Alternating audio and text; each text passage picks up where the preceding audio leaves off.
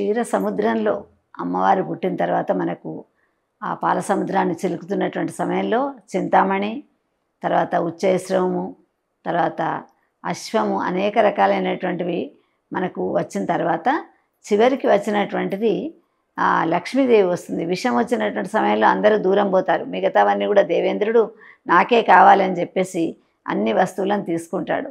కానీ విషం వచ్చిన తర్వాత ఎవరు పట్టరు. అప్పుడు బోళాశంకరుడైనటువంటి శంకరుడు తను గరళ కంఠుడు కంఠంలో నిలుపుకున్న తర్వాత అమ్మవారు వస్తుందన్నమాట. లక్ష్మీ అమ్మవారు వచ్చిన తర్వాత వెంటనే ఆమె తోబుట్టు అయినటువంటి చంద్రుడు వస్తాడు.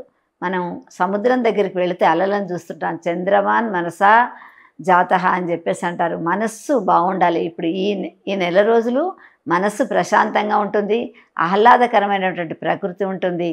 తర్వాత చక్కటి వెన్నెలలు ఈంతున్నటువంటి చంద్రుడు మనకు కనిపిస్తూ ఉంటాడు.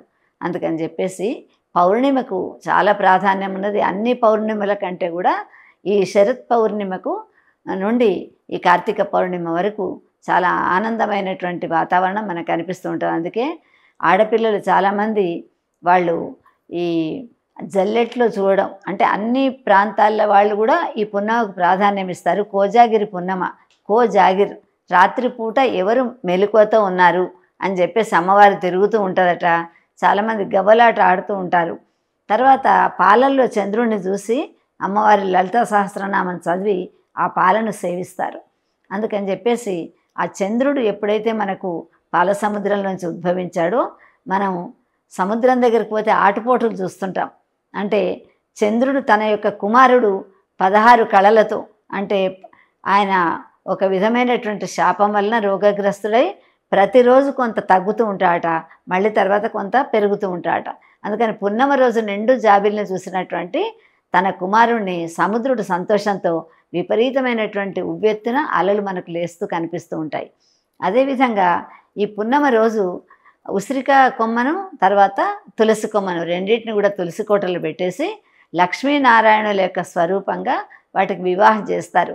శయన ఏకాదశి నుండి ఉత్థాన ఏకాదశి వరకు చాతుర్మాసాలు సముద్రంలో అతను విశ్రాంతి తీసుకున్నటువంటి వాడు కనుక ఉత్థాన ఏకాదశి రోజు అతన్ని లేపి ద్వాదశి రోజు చిలుకు ద్వాదశి అని చెప్పేసి చెరుకు గడతో చిలుకుతున్నటువంటి సమయంలో ఆ బియ్యపిండిలో కొత్త బియ్యపిండిలో చిలుకుతూ ఉంటే పాలలాగా కృష్ణుడి మీద పడతాయట.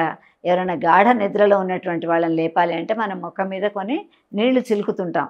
అట్లా చిలుకు ద్వాదశి అని చెప్పేసి చేసి ఆ తర్వాత పున్నమ రోజు వాళ్ళిద్దరికీ కూడా చిలుకు ద్వాదశి రోజు కళ్యాణం చేస్తారు. ఉసిరిక చెట్టుకు, ఉసిరిక కొమ్మకు, ఉసిరిక కాయకు అన్నిటికీ కూడా ప్రాధాన్యం అన్నమాట. ఎందుకంటే లక్ష్మీనారాయణులు ఇద్దరు కూడా ఆ స్వరూపంలో ఉంటారు కనుక తులసి కోటలో ఉన్నటువంటి వాటికి 365 వత్తులు పెట్టేసి ఆవు నెయ్యిలో తడిపినటువంటి వత్తులు మాత్రమే ముట్టిస్తారు. అప్పుడు ఆ లక్ష్మీనారాయణుల యొక్క వివాహం అవుతుంది. మళ్ళీ తిరిగి అంటే ఇన్నాళ్ళు ఆయన ఆ సెలవులో ఉన్నాడనమాట. 4 నెలలు నేను విశ్రాంతి తీసుకుంటాను అని భూలోకానికి వచ్చి పాలసముద్రంలో ఉన్నాడు. మళ్ళీ వైకుంఠానికి వెళ్ళిపోవాలి. ఆన్ డ్యూటీలో ఉన్నటువంటి వాళ్ళు మళ్ళీ ఉద్యోగంలో చేరాలంటే ఎలా వెళతారు? అట్లా పున్నమ రోజు అతను సంసిద్ధుడవుతాడట. 4 నెలలు లక్ష్మీదేవి పూజలు అందుకుంటుంది. ఏ పూజ చేస్తే కూడా అమ్మవారికి 4 నెలలు అమ్మవారి పూజలే ఉంటాయి, స్వామివారి ఉండవు కనుక పున్నమ రోజు మళ్ళీ వాళ్ళిద్దరిని కలిపి పెళ్లి చేసి వాళ్ళిద్దరికి పూలదండలు అన్నీ వేసి మేళతాళాలతో మళ్ళీ వైకుంఠానికి పంపించడానికి సంసిద్ధం అవుతుందన్నమాట. అందుకని పున్నమకు చాలా ప్రాధాన్యమైనటువంటి రోజు కార్తీక పూర్ణిమ. నమస్కారం.